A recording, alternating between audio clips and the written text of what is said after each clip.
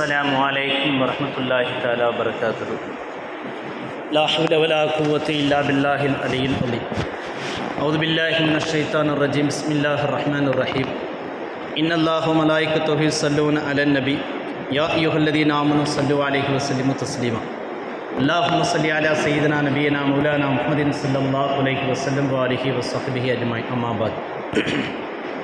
அளவற்ற அருளாளனும் நிகரற்ற அன்புடையனுமாகிய எல்லாம் வல்ல அல்லாஹ் சுப்ஹானஹு தஆலாவை போற்றி புகழ்ந்தவனாக, சாந்தியும் சமாதானமும் சர்தாரே மதீனா முஹம்மது நபி ஸல்லல்லாஹு அலைஹி வஸல்லம் அவர்கள் மீது, அவர்களுடைய பரிசுத்தமான குடும்பத்தார்கள், அவர்களை பின்பற்றி வந்த சஹாபா பெருமக்கள், தாபீன்கள், தபாவு தாபீன்கள், மார்க்க பெரியார்கள், ஷேகுமார்கள், நல்லவர்கள், நாதாக்கள், ஷஹதாக்கள், சாலிஹீன்கள், முத்தகீன்கள், குறிப்பாக உலகின் கடைசி நிலை முஸ்லிமின் வரை அல்லாஹ் ஜல்ல ஷானு தாலாவினுடைய கருணை மலை ஒற்றாது பொழியட்டுமாக என்று துஆ செய்தவனாக ஆரம்பம் செய்கிறார். உலகெங்கிலும் ரஜபு மாதத்தினுடைய இந்த 27வது இரவு அல்லாஹ்வின் தூதர் ஸல்லல்லாஹு அலைஹி வஸல்லம் அவர்கள் மிஅராஜ் என்று சொல்லக்கூடிய விண்ணுலக பயணம் சென்ற அந்த நாளில் பல்வேறு வகையிலான நினைவுகளை, வரலாற்று தகவல்களை மக்கள் மத்தியில் ஞாபகமூட்டி ஈமானுடைய உறுதிப்பாட்டிற்கு ஒரு முக்கியத்துவத்தை கொடுத்து கொண்டிருக்கிறார்கள். அந்த வகையில் இன்றைய தினத்தில் பல்வேறு பள்ளிவாசல்களில், மஹல்லாக்களில் மக்ரிப் அல்லது இஷாவிற்கு பிறகாக இது குறித்து உண்டான சிந்தனைகள், இதனால் ஏற்படக்கூடிய பலன்கள் போன்ற பல்வேறு செய்திகள் நமக்கு பகிரப்பட்டு கொண்டே வருகின்றது. முதலாவதாக இந்த நாளில் செய்யக்கூடிய அமல்கள் என்று பார்க்கின்ற பொழுது அது குறித்து உண்டான வரலாற்று செய்திகளை நாம் சொல்லிவிடுவோம். தொழுகை என்பது இந்த நாளில் செய்யப்படக்கூடிய மிக முக்கியமான ஒரு நல் அமலாக பார்க்கப்படுகின்றது. இரண்டாவதாக நாம் பாவ மன்னிப்பு கேட்பதனுடைய மிக முக்கியமான நாளாக இந்த நாள் பார்க்கப்படுகின்றது. அடுத்ததாக நம்முடைய ஈமானுடைய உறுதிமிக்க ஒரு நாளாகவும் இந்த நாள் பார்க்கப்படுகின்றது. நமக்கு இதுவரைக்கும் அல்லாஹு ஜல்ல ஷானஹு வ தஆலா கொடுத்திருக்கக்கூடிய அருள் கொடைகளுக்கு நன்றி செலுத்தக்கூடிய ஒரு நாளாகவும் இந்த நாள் பார்க்கப்படுகின்றது. அத்தோடு மட்டுமில்லாமல் நம்முடைய வாழ்க்கையினுடைய தெளிவிற்கான ஒரு வழிகாட்டுதலாகவும் இந்த நாள் இருக்கிறது என்பது நமக்கு வரலாற்று ரீதியாகவும் கண்மணி நாயகம் ஸல்லல்லாஹு அலைஹி வஸல்லம் உடைய வரலாறுகளிலிருந்து நமக்கு தெரிய வருகின்றது. சுமார் 10 வருடங்களுக்கு மேலாக இந்த நாளில் நமக்கு கிடைக்கக்கூடிய மிஅராஜ் பற்றி ஏராளமான சிந்தனைகள் நமக்கு கிடைக்கும். ஒவ்வொரு வருடமும் வெவ்வேறு விதமான சிந்தனைகளை நாம் தொடர்ந்து கொடுத்து கொண்டே வருகிறோம். அந்த வகையில் இந்த வருடத்தில் தன்பீகுல் காஃபிலீன் என்கின்ற நூலில் அபுல் லைஸ் சமர்கந்தி ரஹ்மத்துல்லாஹி அலைஹி அவர்கள் பதிவு செய்யக்கூடிய ஒரு செய்தியை நான் இங்கு பகிர்கின்றேன். அதற்கு முன்பதாக முஹம்மது ரசூலுல்லாஹ் ஸல்லல்லாஹு அலைஹி வஸல்லம் என்று சொல்லக்கூடிய வரலாற்று நூலில் மிக தெளிவாக பதிவு செய்யப்பட்டிருக்கின்றது. ரஜபு மாதத்தினுடைய 27வது நாள் அன்று இஸ்லாமிய வருட பிறப்பின்படி அந்த ரஜபினுடைய 27வது நாள் அன்று அல்லாஹ்வின் தூதர் ஸல்லல்லாஹு அலைஹி வஸல்லம் அவர்கள் விண்ணுலகத்திற்கு பயணப்பட்டார்கள் என்பதாக நாளை குறிப்பிட்டு பதிவு செய்யப்படுகின்றது. சூரத்துல் இஸ்ரா என்று சொல்லக்கூடிய 17வது அத்தியாயம், சூரத்துல் கஹ்ஃபிற்கு முந்தைய அத்தியாயம். அந்த அத்தியாயத்தில் முதலில் வரக்கூடிய சில வசனங்களில் அல்லாஹு ஜல்ல ஷானஹு வ தஆலா அல்லாஹ்வின் தூதர் ஸல்லல்லாஹு அலைஹி வஸல்லம் அவர்களை விண்ணுலக பயணத்திற்கு அழைத்து சென்றான் என்கின்ற குர்ஆன் வசனத்தின்படி, அந்த வசனம் நமக்கு அறிவிக்கக்கூடிய அறிவிப்பின்படி அல்லாஹ்வின் தூதர் ஸல்லல்லாஹு அலைஹி வஸல்லம் அவர்கள் மிஅராஜ் சென்றிருக்கிறார்கள் என்று நம்புவது ஒவ்வொரு இறை விசுவாசின் மீது கடமை என்பதை அந்த வசனம் நமக்கு சுட்டி காட்டுகிறது. என்னைக்கு போனாங்க, எப்படி போனாங்க, அதில் வேணால் சர்ச்சை இருக்கலாம், அது பிரச்சனை இல்லை. ஆனால் அல்லாஹ்வின் தூதர் ஸல்லல்லாஹு அலைஹி வஸல்லம் அவர்கள் விண்ணுலக பயணம் சென்றிருக்கிறார்கள் என்று ஒரு இறை விசுவாசி நம்புவது அவன் மீது கடமையாகும். அதை மறுப்பது அவனுடைய ஈமானில் குறை உள்ளதாக ஆகிவிடும் என்பதை நாம் மிக தெளிவாக விளங்கிக் கொள்ள வேண்டும். முதலாவதாக தன்பீகுல் காஃபிலின் என்கின்ற அந்த நூலில் பதிவு செய்யப்படக்கூடிய ஒரு 7 விஷயங்களை நான் சுட்டிக்காட்டுகிறேன். அதில் எவ்வளவு முடிகின்றதோ அதில் நாம் சொல்லுகிறோம். அல்லாஹ்வின் தூதர் ஸல்லல்லாஹு அலைஹி வஸல்லம் அவர்கள் மக்காவிலிருந்து பைத்துல் முகத்தஸிற்கு பயணப்படுகிறார்கள். அதில் இருக்கக்கூடிய சில செய்திகளை மட்டும் நான் இப்பொழுது சொல்லுகிறேன். வானவர் தலைவர் ஜிப்ரீல் அலைஹிஸ்ஸலாத்து வஸ்ஸலாம் அவர்கள் அவ்வாறு பயணப்படுகின்ற பொழுது அல்லாஹ்வின் தூதர் ஸல்லல்லாஹு அலைஹி வஸல்லம் அவர்கள் ஒரு இடத்தை சுட்டி காட்டுகிறார்கள். மிகவும் பசுமையான தோட்டங்கள் நிறைந்த ஒரு பகுதி. இந்த இடத்தில் நீங்கள் தொழுங்கள், 2 ரக்காத் தொழுது கொள்ளுங்கள் என்பதாக சொல்ல அல்லாஹ்வின் தூதர் ஸல்லல்லாஹு அலைஹி வஸல்லம் அவர்கள் அந்த இடத்தில் 2 ரக்காத் நஃபில் தொழுகை தொழுதார்கள். முதலாவதாக இந்த மேராஜ் பயணம் என்பது அல்லாஹ்வின் தூதர் ஸல்லல்லாஹு அலைஹி வஸல்லம் அவருடைய தாத்தா, பெரியப்பா, மனைவி ஒருவர் பின் ஒருவராக மரணித்த அந்த தருணத்தில் மக்காவில் பலதரப்பட்ட சிரமங்களை எதிர்கொண்ட அந்த தருணத்தில் கவலையிலிருந்து விடுபடுவதற்காக, ஒரு மீட்சியாக, ஒரு மன நிறைவுக்காக அல்லாஹ் ஜல்ல ஷானஹு தஆலா அழைத்து சென்றார் அந்த மேராஜ் பயணம் என்பது.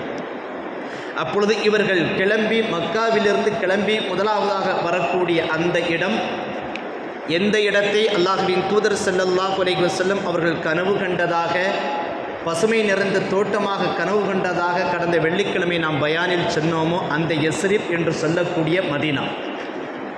மதீனாவில் அல்லாஹ்வின் தூதர் ஸல்லல்லாஹு அலைஹி வஸல்லம் அவர்கள் 2 ரக்காத்தை தொழுகிறார்கள். அல்ஹம்துலில்லாஹ். மதீனாவில் தொழுதது இஸ்லாம் தலைத்தோங்குவதற்குண்டான மிக முக்கியமான காரணியாக மதீனா விளங்கும். இஸ்லாத்தினுடைய மிக முக்கிய கேந்திரமாக மதீனா விளங்கும் என்பதை எடுத்து காட்டுவதற்காக அல்லாஹ்வின் தூதர் ஸல்லல்லாஹு அலைஹி வஸல்லம் அவர்கள் அங்கு தொழுகைக்கு படிக்கப்பட்டார்கள். அங்கு அந்த இடத்தில் 2 ரக்காத்தை தொழுதிருக்கிறார்கள். அடுத்ததாக அல்லாஹ்வின் தூதர் ஸல்லல்லாஹு அலைஹி வஸல்லம் அவர்கள் வானவர் தலைவர் ஜிப்ரீல் அலைஹிஸ்ஸலாம் அவர்களோடு பயணப்பட்டு எந்த இடத்தில் இறைத்தூதர் மூசா அலைஹிஸ்ஸலாத்து வஸ்ஸலாம் அவர்கள் அல்லாஹ் ஜல்ல ஷானஹு தஆலாவை கண்டதாக, சீனாய் என்று சொல்லக்கூடிய ஒரு மலையில் கண்டதாக அல் குர்ஆன் நமக்கு சுட்டி காட்டப்பட்டதோ அந்த இடத்திலும் 2 ரக்காத் தொழுது கொள்ளுமாறு ஜிப்ரீல் அலைஹிஸ்ஸலாத்து வஸ்ஸலாம் அவர்கள் கேட்டுக்கொள்ள அல்லாஹ்வின் தூதர் ஸல்லல்லாஹு அலைஹி வஸல்லம் அவர்கள் அந்த இடத்திலும் 2 ரக்காத் நஃபிலை தொழுதார்கள். இந்த இடத்தில் தொழுவதற்குண்டான மிக அற்புதமான ஒரு காரணத்தை அல்லாஹ் ஜல்ல ஷானஹு தஆலா தனது திருமறையில் சுட்டி காட்டுகிறான். சூரத்துல் அஅராஃப் 7வது அத்தியாயத்தில் 143வது வசனமாக இவ்வாறு சுட்டி காட்டுகிறான். ஃபலம்மா அஃபாக கால சுப்ஹானக துபுத்து இலைக்க வஅன அவ்வலுல் முஃமினீன். ஸதகல்லாஹுல் அலீம். இறைத்தூதர் மூசா அலைஹிஸ்ஸலாத்து வஸ்ஸலாம் அவர்கள் அந்த சீனாய் என்று சொல்லக்கூடிய அந்த மலையில் அல்லாஹ்வினுடைய ஒளியை கண்ட பிறகு அவர்கள் மயக்கமுற்று விழுந்து விட்டார்கள். அந்த வசனத்தில் விலாவரியாக சொல்ல ஒரு 2 அல்லது 3 வசனங்களில் மிக தெளிவாக சொல்லப்படுகின்றது. மூர்ச்சையடைந்து அவர் மயக்கமுற்று தெளிவடைந்தார். மூசா அலைஹிஸ்ஸலாத்து வஸ்ஸலாம் அவர்கள் மயங்கிய நிலையிலிருந்து முதலாவதாக அவர்கள் தெளிவடைந்தார்கள். தெளிவடைந்த பிறகு சுப்ஹானக, அல்லாஹ் ஜல்ல ஷானஹு தஆலா பரிசுத்தமானவன் என்று அல்லாஹ்வை ஏகத்துவப்படுத்தி அவனை தஸ்பீஹ் செய்தார்கள் மூசா அலைஹிஸ்ஸலாத்து வஸ்ஸலாம் அவர்கள். அடுத்ததாக அவர்கள் சொன்னார்கள், துபுத்து இலைக்க வஅன அவ்வலுல் முஃமினீன். என்னுடைய பாவங்களுக்காக நான் மீண்டு விடுகிறேன், பாவத்திற்கு பரிகாரமாக நான் பாவம் செய்து தௌபா செய்து மீண்டு விட்டேன், நான் உன்னை நம்பக்கூடியவர்களில் முதல் மனிதனாக ஆகிவிட்டேன் என்பதாக இறைத்தூதர் மூசா அலைஹிஸ்ஸலாத்து வஸ்ஸலாம் அவர்கள் அந்த இடத்தில் சொன்னார்கள். ஆக ஒரு மயக்க நிலையிலிருந்து, பல்வேறு வகையிலான உலகியல் சிந்தனைகளிலிருந்து, பலதரப்பட்ட கடவுள்களுடைய சிந்தனைகளிலிருந்து வெளியில் வந்து சுப்ஹானக, ஏக இறைவனாக அல்லாஹ்வை நாம் ஏற்றுக்கொள்வதுதான் அந்த சுப்ஹானக என்பதற்குண்டான ஒரு அர்த்தம். சுப்ஹானல்லாஹ் என்று சொல்லுதல் என்பது இந்த உலகத்தில் எந்தெந்த இடத்திலெல்லாம் அல்லாஹ்விற்கு இணை வைக்கப்படுகின்றதோ அதிலிருந்து நான் நீங்கிவிட்டேன் என்று சொல்வதற்கான அர்த்தம் தான் சுப்ஹானல்லாஹ். இறைத்தூதர் ஈசா அலைஹிஸ்ஸலாத்து வஸ்ஸலாம் அவர்கள் நிறைய இடங்களில் சொல்வார்கள். அதுபோல பல நபிமார்கள் அந்த சுப்ஹான் என்கின்ற வார்த்தை எந்தெந்த இடத்திலெல்லாம் வருகிறதோ அதுவெல்லாம் ஏகத்துவத்தை பறைசாற்றி அல்லாஹ்வை பரிசுத்தப்படுத்துவதற்குண்டான ஒரு வாசகமாக இடம்பெறுகிறது.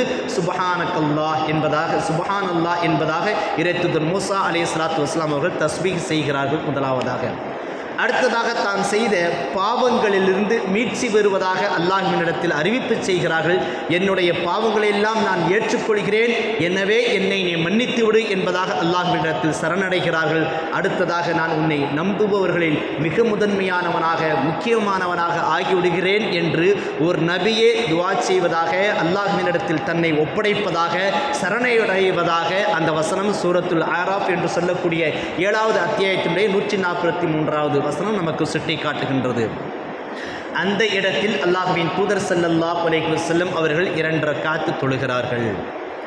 அந்த வகையில் நாம் இந்த நாளில் நஃபிலான வணக்கங்களை கைக்கொள்ள வேண்டும். ஒன்று, அல்லாஹுவை தஸ்பீஹ் செய்ய வேண்டும். ஒன்று, அல்லாஹ்வினிடத்தில் நம்முடைய பாவங்களுக்காக மன்னிப்பு கேட்க வேண்டும் என்பதும் இதிலிருந்து தெரிய வருகின்றது. அடுத்ததாக பைத்துல் முகத்தஸ் நெருங்கிவிட்ட அந்த இடத்தில் எங்கு இறைத்தூதர் ஈசா அலைஹிஸ்ஸலாம், பைத்துல் லஹ்மி என்று சொல்லக்கூடிய அந்த இடத்தில் இறைத்தூதர் ஈசா அலைஹிஸ்ஸலாத்து வஸ்ஸலாம் அவர்கள் பிறந்தார்கள்.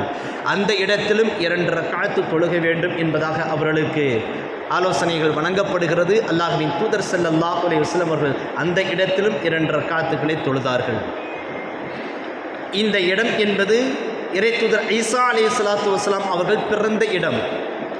அதாவது தந்தை இல்லாமல் பிறந்தவர்கள் இறைத்தூதர் ஈசா அலைஹிஸ்ஸலாத்து வஸ்ஸலாம் அவர்கள். அல்லாஹ்வினுடைய கலாமை கொண்டு, அல்லாஹ்வினுடைய ரூஹை கொண்டு அவர்கள் பிறந்திருக்கிறார்கள்.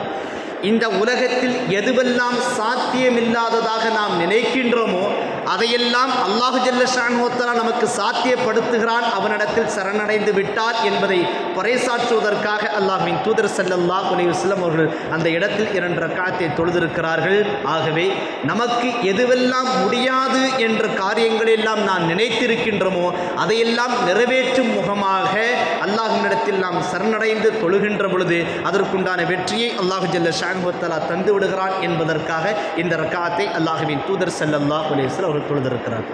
3 இடங்களில், அதாவது மக்காவிலிருந்து பைத்துல் முகத்தஸ் செல்கின்ற வரைக்கும் 3 இடங்களில் அல்லாஹ்வின் தூதர் ஸல்லல்லாஹு அலைஹி வஸல்லம் அவர்கள் தொழுததாக தன்பீகுல் காஃபிலின் என்கின்ற நூலில் பதிவு செய்யப்படுகின்றது. அடுத்ததாக 4வது ஒரு விஷயம் வருகின்றது. ஒரு இடத்தில் அல்லாஹ்வின் தூதர் ஸல்லல்லாஹு அலைஹி வஸல்லம் அவர்களும் ஜிப்ரீல் அலைஹிஸ்ஸலாத்து வஸ்ஸலாம் அவர்கள் சென்று கொண்டே இருக்கிறார்கள். வலதுபுறத்திலும் இடதுபுறத்திலும் உங்களை யாராவது அழைப்பார்கள். அப்படி அழைத்தால் நீங்கள் எந்த பக்கமும் நீங்கள் திரும்பிவிட வேண்டாம், நேராக அந்த இடத்தை கடந்து விடுங்கள் என்பதாக சொல்லிக்கொண்டே செல்கிறார்கள் ஜிப்ரீல் அலைஹிஸ்ஸலாத்து வஸ்ஸலாம் அவர்கள். அல்லாஹ்வின் தூதர் ஸல்லல்லாஹு அலைஹி வஸல்லம் அவர்கள் அந்த இடத்தில் செல்கின்ற பொழுது அதுபோல இருபுறத்திலிருந்தும் வலப்புறத்திலிருந்தும் இடப்புறத்திலிருந்தும் யா முஹம்மத் யா முஹம்மத் என்கின்ற அழைப்பு வந்து கொண்டே இருக்க அல்லாஹ்வின் தூதர் ஸல்லல்லாஹு அலைஹி வஸல்லம் அவர்கள் அதற்கு செவி கொடுக்காமல் கடந்து சென்று கொண்டே இருக்கிறார்கள். அந்த சப்தம் நின்ற பிறகு ஜிப்ரீல் அலைஹிஸ்ஸலாத்து வஸ்ஸலாம் அவரிடத்தில் கேட்கிறார்கள், என்னை அழைத்தது யார் என்பதாக. ஜிப்ரீல் அலைஹிஸ்ஸலாத்து வஸ்ஸலாம் அவர்கள் சொன்னார்கள், உங்களுடைய இருபுறத்திலிருந்தும் யூதர்களும் கிறிஸ்தவர்கள் என்று சொல்லக்கூடிய நசரானிகளும் உங்களை அழைத்து கொண்டே இருந்தார்கள். நீங்கள் அவர்களுடைய அந்த அழைப்பிற்கு சற்று தாமதித்திருந்தாலோ அல்லது ஒரு பக்கமாக நீங்கள் யாருக்கேனும் நீங்கள் பதில் கொடுத்திருந்தாலோ உங்களுடைய உம்மத்திலிருந்து, சமுதாயத்திலிருந்து பெரும்பான்மையான மக்கள் மதத்தை மாறிவிடுவார்கள் என்பதை எச்சரிப்பதற்காகவும், உங்களுக்கென்று ஒரு ஷரியத்து வழங்கப்படும், அந்த ஷரியத்தின்படி நீங்கள் நேரடியாக நடந்து கொண்டே இருக்க வேண்டும் என்பதை பறைசாற்றுவதற்காகவும் அந்த வார்த்தை உங்களுக்கு சொல்லப்பட்டது. நீங்கள் திரும்பாமல் நேரான வழியிலேயே நீங்கள் வந்துவிட்டீர்கள் என்பதாக ஜிப்ரீல் அலைஹிஸ்ஸலாத்து வஸ்ஸலாம் அவர்கள் பதில் கொடுக்கிறார்கள். அடுத்ததாக அல்லாஹ்வின் தூதர் ஸல்லல்லாஹு அலைஹி வஸல்லம் அவர்கள் ஒரு இடத்திற்கு செல்கிறார்கள். அந்த இடத்திலும் பதிவு சொல்லப்படுகிறது, உங்களை யாராவது வரவேற்பு கொடுப்பது போன்று உங்களை நீ அழைத்தால் அந்த அழைப்பிற்கு நீங்கள் பதில் கொடுக்காமல் நீங்கள் அந்த இடத்தை விட்டும் கடந்துவிட வேண்டும் என்பதாக அவர்களுக்கு அறிவுறுத்தப்படுகின்றது. அல்லாஹ்வின் தூதர் ஸல்லல்லாஹு அலைஹி வஸல்லம் அவர்கள் ஒரு இடத்திற்கு வருகிறார்கள். அந்த இடத்திலும் ஒரு அழகிய பெண்மணி நல்ல முறையில் அலங்கரித்து, அழகான முறையில், நல்ல முறையில் அல்லாஹ்வின் தூதர் ஸல்லல்லாஹு அலைஹி வஸல்லம் அவர்களுக்கு வரவேற்பு கொடுக்கிறார்கள். சலாம் சொல்கிறார்கள், நீங்கள் வாருங்கள் என்பதாக வரவேற்க அல்லாஹ்வின் தூதர் ஸல்லல்லாஹு அலைஹி வஸல்லம் அவர்கள் அந்த வரவேற்பை ஏற்காமலும் அந்த இடத்தை விட்டு கடந்து விடுகிறார்கள். கேட்கிறார்கள், எதற்காக அந்த பெண்மணி என்னை அழைத்த பிறகு நீங்கள் அந்த இடத்தில் தாமதிக்க வேண்டாம், கடந்து விடுங்கள் என்று சொன்னீர்கள் என்று கேட்ட பிறகு வானவர் தலைவர் ஜிப்ரீல் அலைஹிஸ்ஸலாத்து வஸ்ஸலாம் அவர்கள் சொன்னார்கள், இது உங்களுடைய சமுதாயத்திற்கான ஒரு சோதனையாகும். அழகிய பெண் உருவில் இருந்தது இந்த உலகத்தினுடைய ஆசைகள், இந்த உலகத்தினுடைய தேவைகள். அந்த தேவையை நீங்கள் நினைத்து அதற்கு பதில் கொடுத்திருந்தால் உங்களுடைய சமுதாயத்தார் இந்த உலகத்தினுடைய தேவைகளிலேயே மூழ்கி விடுவார்கள். நீங்கள் அதற்கு பதில் கொடுக்காமல் சென்று விட்டீர்கள். ஆகவே ஒரு இறை விசுவாசி அவனுடைய உச்சபட்ச எண்ணமாக எந்த ஒரு காரியத்தை அவன் என்ன செய்தாலும், எதற்கும் அவன் பயப்படாவிட்டாலும் அல்லாஹ்விற்கு பதில் சொல்லியாக வேண்டும் என்கின்ற ஒரு சிந்தனை அவனுக்கு இருந்தும், அவனுடைய உணவாகட்டும் சரி, அவனுடைய வியாபாரம் ஆகட்டும் சரி, அவனுடைய வாழ்க்கையாகட்டும் சரி, அவனுடைய நடத்தைகளாகட்டும் சரி, அவனுடைய எண்ணங்களாகட்டும் சரி, அவனுடைய பேச்சுக்களாகட்டும் சரி, அவனுடைய செயல்களாகட்டும் சரி, எதுவாக இருந்தாலும் சரி, அல்லாஹ் ஒருத்தன் கேள்வி கேட்டுட்டான்னாக்கா என்ன சொல்வது, அல்லாஹ்வுக்கு என்ன பதில் சொல்வது என்கின்ற சிந்தனை வருதல் என்பது மறுமை உலகத்திற்கான சிந்தனை. அதுதான் உங்களுடைய சமுதாயத்தாரை நேரு வழியில் கொண்டு செலுத்தி கொண்டே இருக்கும் என்பதாக வானவர் தலைவர் ஜிப்ரீல் அலைஹிஸ்ஸலாத்து வஸ்ஸலாம் அவர்கள் பதிலளித்தார்கள். அடுத்ததாக சற்று தூரத்தில் இன்னும் ஒரு இடத்திற்கு அல்லாஹ்வின் தூதர் ஸல்லல்லாஹு அலைஹி வஸல்லம் அவர்கள் அழைத்து செல்லப்படுகிறார்கள். அங்கே சிலர் வேதனை செய்யப்பட்டு கொண்டிருந்தார்கள். எந்த அளவிற்கு வேதனை என்றால், திரும்ப திரும்ப அவருடைய தலை மட்டும் நசுக்கப்பட்டு கடுமையான முறையில் வேதனை செய்யப்பட்டு கொண்டிருந்தார்கள்.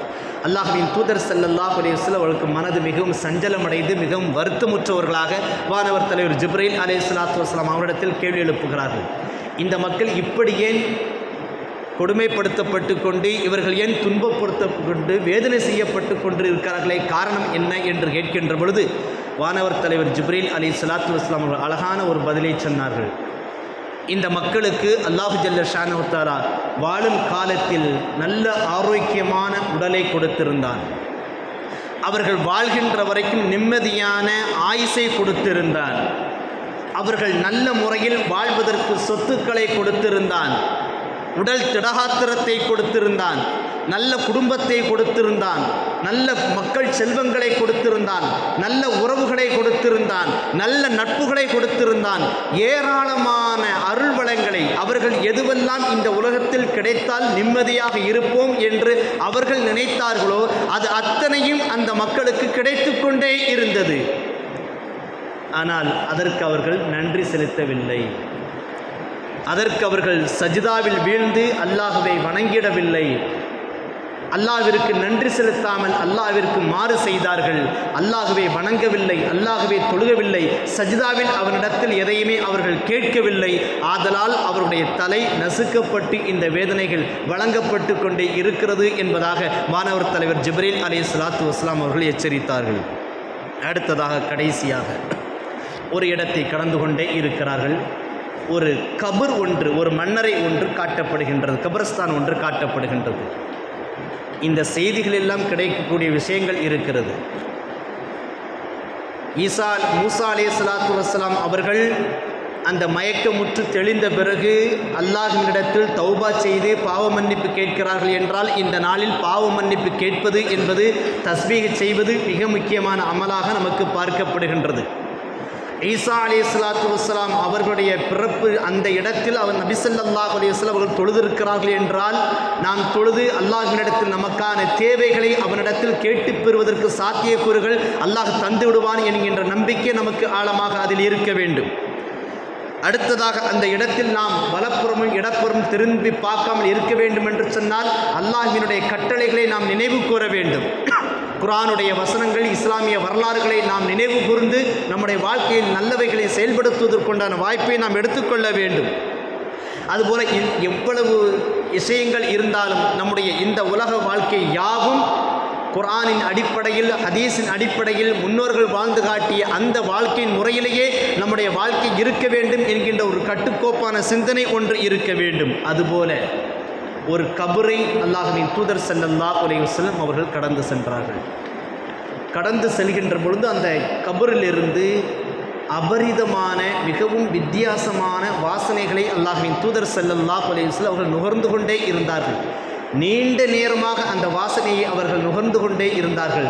அந்த வாசனையை நுகர்ந்த காரணத்தினால் அல்லாஹ்வின் தூதர் ஸல்லல்லாஹு அலைஹி வஸல்லம் உடைய மனது ராகத்தாக இருப்பதாக அவர்கள் உணர்ந்தார்கள்.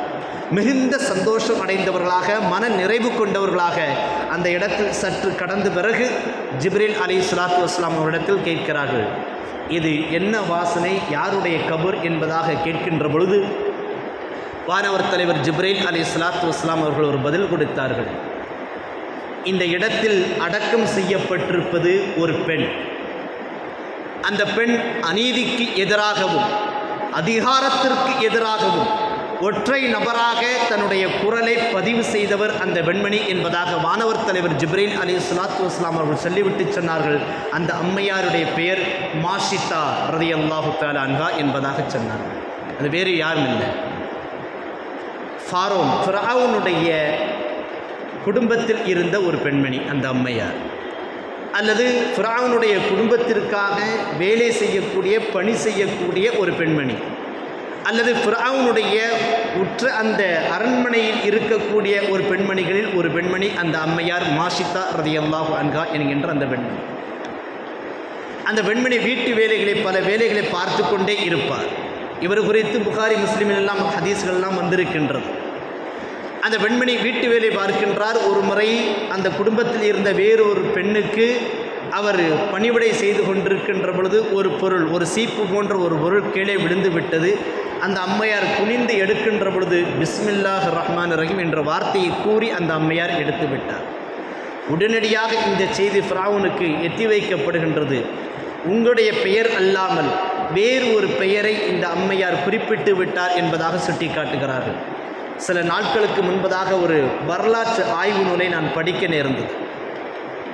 அந்த வரலாற்று ஆய்வு நூலில் தமிழ்நாட்டில் பேரரசுகளாக யார் யாரெல்லாம் அரசாட்சி செய்தார்களோ அவர்களெல்லாம், அந்த அரசர்களெல்லாம் கடவுள்களாக போற்றப்பட்டிருக்கிறார்கள் என்பதாக அந்த செய்தி நமக்கு காண கிடைக்கின்றது. வெறும் 1500 வருடங்களுக்கு முன்பதாக மன்னராக இருந்தவர்களெல்லாம் கடவுள் அளவிற்கு உயர்த்தப்பட்டிருக்கிறார்கள் என்று சொன்னால், ஆயிரக்கணக்கான ஆண்டுகளுக்கு முன்பு வாழ்ந்த மக்களுடைய அறிவு, அந்த சிந்தனை எப்படி இருக்கும் என்பதை நாம் விளங்கிக் கொள்ள முடியும். அரசர்களும் அதிகாரத்தில் இருந்தவர்களும் வேதத்தை தங்களுக்குள்ளாக படித்து கொண்ட அந்த பண்டிதர்களும் மக்களை எந்த அளவிற்கு அடிமைப்படுத்தி வைத்திருந்திருக்கிறார்கள் என்பதற்குண்டான ஒரு சாட்சியாக இது நமக்கு பார்க்கப்படுகின்றது. சுமார் 17 கல்வெட்டுகள் நமக்கு காண கிடைக்கின்றது. சோழர்களுடைய அரசாட்சி குறித்து உண்டான ஒரு கல்வெட்டு ஆய்வு நூல். அந்த ஆய்வு நூலில்தான் தஞ்சையை ஆண்ட ராஜராஜ சோழனுடைய பெயரை அவர்கள் இறைவனாகவே வடித்திருக்கிறார்கள். அவருடைய மனைவி, அவருடைய தாயாரை பெண் தெய்வங்களாக மக்கள் வழிபட்டிருக்கிறார்கள் என்கின்ற அந்த ஆய்வு அந்த வரலாற்று நூலில் நமக்கு பதிவு செய்யப்படுகின்றது.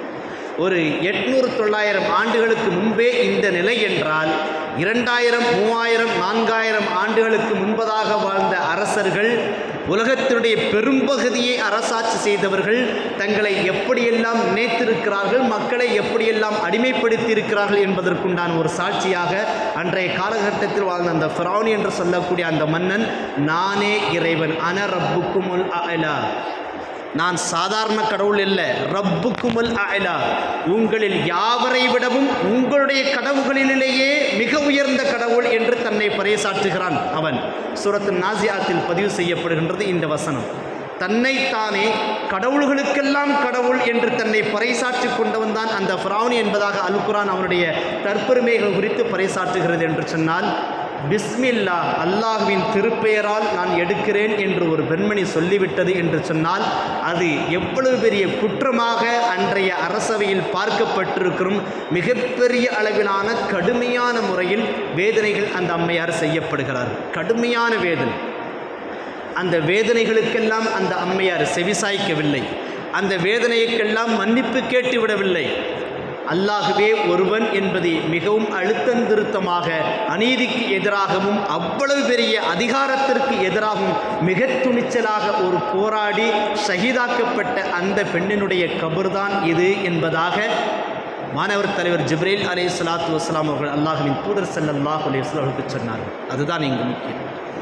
எங்கெல்லாம் நம்முடைய கண்ணுக்கு எதிராக ஒரு அநியாயம் நடக்கின்றதோ, எங்கெங்கெல்லாம் ஒரு அதிகாரம் தன்னுடைய வலைகளை விரிக்கின்றதோ, தன்னுடைய மாய வலையை எந்தெந்த இடத்திலெல்லாம் ஒரு அதிகாரம் விரிக்கின்றதோ, எந்தெந்த இடத்திலெல்லாம் அதிகாரமும் ஆட்சியும் தன்னுடைய கோர நாக்கை நீட்டுகின்றதோ, அந்த இடத்திலெல்லாம் அதனுடைய நாக்கை துண்டிக்க வேண்டிய பொறுப்பு ஒவ்வொரு இறை விசுவாசிக்கும் இருக்கிறது என்பதை அல்லாஹ்வின் தூதர் ஸல்லல்லாஹு அலைஹி வஸல்லம் அவர்களுக்கு வானவர் தலைவர் ஜிப்ரீல் அலைஹிஸ்ஸலாத்து வஸலாம் அவர் சுட்டி காட்டுகிறார்.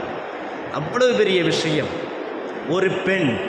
ஒரு பெண்ணினுடைய கபர், அந்த கபரிலிருந்து வந்திருக்கக்கூடிய வாசனை ஒரு அதிகாரத்திற்கு எதிரான ஒரு வாசனை, ஒரு மிகப்பெரிய ஆட்சிக்கு எதிரான ஒரு வாசனை, ஒரு இணை வைப்பிற்கு எதிரான ஒரு மிக முக்கியமான ஒரு வாசனையாக அல்லாஹ்வின் தூதர் ஸல்லல்லாஹு அலைஹி வஸல்லம் கிடைத்தது. இதுபோன்று உண்டான பலதரப்பட்ட நிகழ்வுகள் வெறுமனே மேராஜிற்கு அல்லாஹ்வின் தூதர் ஸல்லல்லாஹு அலைஹி வஸல்லம் அவர்கள் சென்று வந்து விடவில்லை. நமக்காக நாம் ஒவ்வொரு நாளும் தொழக்கூடிய இந்த தொழுகை மேராஜில் கிடைத்தது. மேராஜை ஒருவன் மறுத்து விட்டான் என்று சொன்னால் 5 நேர தொழுகையை வெகு ஈஸியாக மறுத்து விடலாம். மேராஜ் ஒன்று நடக்கவே இல்லை என்று ஒருவன் சொல்லிவிட்டான் என்று சொன்னால் தொழுகையை வெகு ஈஸியாக மறுத்து விடலாம். ஆனால் அல்லாஹ்வின் தூதர் ஸல்லல்லாஹு அலைஹி வஸல்லம் அவர்கள் காட்டித்தந்த வழிமுறைகள் படி இன்றளவிலும் 5 கால தொழுகைகள் நமக்கு கடைபிடிக்கப்பட்டு கொண்டே வந்திருக்கிறது. அதற்கு அச்சாரமாக அல்லாஹ்வின் தூதர் ஸல்லல்லாஹு அலைஹி வஸல்லம் அவர்கள் மேராஜ் சென்றிருக்கிறார்கள். மேராஜில் அல்லாஹ்வின் தூதர் ஸல்லல்லாஹு அலைஹி வஸல்லம் அவர்கள் எதையெல்லாம் கண்டார்களோ, எதையெல்லாம் பார்த்தார்களோ, எதையெல்லாம் அனுபவித்தார்களோ, அது அத்தனையும் நமக்கு சொன்னார்களோ, அது அனைத்தும் நாமும் பார்த்ததாகவே கொள்ளப்படும். ஏனென்றால் நமக்கு சொல்லித் தருவது அல்லாஹ்வின் தூதர் ஸல்லல்லாஹு அலைஹி வஸல்லம். அல்லாஹ்வை நமக்கு அறிமுகப்படுத்துவது அல்லாஹ்வின் தூதர் ஸல்லல்லாஹு அலைஹி வஸல்லம். தொழுகையை அறிமுகப்படுத்துவது அல்லாஹ்வின் தூதர் ஸல்லல்லாஹு அலைஹி வஸல்லம். நோன்பை அறிமுகப்படுத்துவது அல்லாஹ்வின் தூதர் ஸல்லல்லாஹு அலைஹி வஸல்லம். குர்ஆனை அறிமுகப்படுத்துவது அல்லாஹ்வின் தூதர் ஸல்லல்லாஹு அலைஹி வஸல்லம். குர்ஆனுடைய கட்டளைகள், குர்ஆனுடைய அறவுரைகள், குர்ஆனுடைய எச்சரிக்கைகள், குர்ஆனுடைய ஏவல்கள், குர்ஆனுடைய விலக்கல்கள், குர்ஆனுடைய இலக்கிய நயங்கள், குர்ஆனுடைய அழகியல்கள், குர்ஆனுடைய ஓதல் முறைகள் எல்லாவற்றையும் நமக்கு அறிமுகப்படுத்துவது அல்லாஹ்வின் தூதர் ஸல்லல்லாஹு அலைஹி வஸல்லம். நம்முடைய வாழ்க்கை முறைகளையும் நாம் எப்படி வாழ வேண்டும், என்ன சாப்பிட வேண்டும், என்ன உடுத்த வேண்டும், என்ன பேச வேண்டும், எதுவெல்லாம் பேசக்கூடாது, ஒரு விடிந்ததிலிருந்து அந்த தூங்குகின்ற வரைக்கும் தூக்கத்திலும் எப்படியெல்லாம் இருக்க வேண்டும் என்பதை நமக்கு காட்டிக் கொடுத்தவர்கள் அல்லாஹ்வின் தூதர் ஸல்லல்லாஹு அலைஹி வஸல்லம். ஆகவே மேராஜில் எதையெல்லாம் அல்லாஹ்வின் தூதர் ஸல்லல்லாஹு அலைஹி வஸல்லம் நமக்கு காட்டி தந்தார்களோ அதையெல்லாம் நாம் நினைவு கூர்ந்து நம்முடைய வாழ்க்கையை மேம்பட்ட வாழ்க்கையாக ஆக்கிக் கொள்ள வேண்டும். இந்த நாளில் சொல்லப்பட்ட இந்த 7 சிந்தனைகளிலிருந்து நம்முடைய வாழ்க்கைக்கு தேவையான எல்லாவற்றையும் இந்த நாளில் நாம் அனுபவித்துக் கொள்ள வேண்டும். பொதுவாக சிறப்புமிக்க நாட்கள் என்று எதுவெல்லாம் நமக்கு காட்டப்படுகின்றதோ அந்த நாட்கள் எல்லாம் கூடுதலாக நாம் சில விஷயங்களை தெரிந்து கொள்ள வேண்டும். இவ்வளவுதான். சில சிந்தனைகள், சில நினைவுகள், நம்முடைய ஈமானை வலுப்படுத்துவதற்குண்டான சில பேச்சுக்கள், சில தொழுகைகள், சில முறையிடல்கள், அல்லாஹ்வினிடத்தில் முறையிடல்கள், சிறிது நேரம் அழுதல்கள், நம்முடைய மரணித்துவிட்ட முன்னோருக்காக அன்று சென்று அவர்களுடைய கபருக்காக, அவருடைய கபருஸ்தானில் சென்று அவர்களுக்காக பாவ மன்னிப்பு கேட்குதல். நாம் சென்று ஒரு இடத்தில் யாரோ ஒருவருக்கு நாம் பாவ மன்னிப்பு கேட்பது ஒன்று, நம்முடைய பெற்றோருக்காக பாவ மன்னிப்பு கேட்பது ஒன்று. அந்த இடத்தில் அந்த கபர்ஸ்தானில் யாரெல்லாம் அடக்கம் செய்யப்பட்டிருக்கிறார்களோ அவர்களுடைய பாவங்கள் எல்லாம் மன்னிக்கப்பட வேண்டும் என்று நாம் கேட்கின்ற பொழுது நம்முடைய அந்த பரந்த எண்ணத்திற்காக, தூய எண்ணத்திற்காக, விசாலமான எண்ணத்திற்காக யாரோ ஒருவர் 50 வருடத்திற்கு முன்பு அவர் இறந்திருப்பார், 10 வருடங்களுக்கு முன்பு அவர் இறந்திருப்பார், 10 நாட்களுக்கு முன்பு அவர் இறந்திருப்பார், ஒரு நாளைக்கு முன்பு அவர் இறந்திருப்பார். அவர் சிலர் நம்ம தெரிந்தவர்களாக இருக்கலாம், தெரியாதவர்களாக இருக்கலாம், நம்முடைய உறவுகளாக இருக்கலாம், யாரோ ஒருவராக இருக்கலாம். அவர்களுக்காக நாம் துஆ செய்கின்ற பொழுது கண்ணுக்கு தெரியாத நமக்காக யாரோ ஒருவர் கண்டிப்பாக நமக்கு பிரார்த்தனை செய்வார். அந்த பிரார்த்தனையை அல்லாஹ் ஜல்ல ஷானஹு வ தஆலா அங்கீகரித்துக் கொள்வான். ஆகவே இதுபோன்ற விசேஷமான இரவுகள் என்று எந்தெந்த இரவுகளெல்லாம் நமக்கு சொல்லி காட்டப்படுகின்றதோ அந்த நாட்களிலெல்லாம் விசாலமான நம்முடைய எண்ணங்களை வைத்துக்கொண்டு ஏராளமான நல் அமல்களை செய்து அந்த நாளில் கிடைக்கக்கூடிய எல்லா அருள் வளங்களையும் எல்லா பரக்கத்துகளையும் நாம் பெற்றுக்கொள்வோமாக. அந்த நாளிலும் சரி, ஒவ்வொரு நாளிலும் சரி, நம்முடைய ஈமானை தொடர்ந்து புதுப்பித்து கொண்டே இருக்கக்கூடிய ஒரு வாய்ப்பை நாம் அமைத்துக் கொள்வோமாக.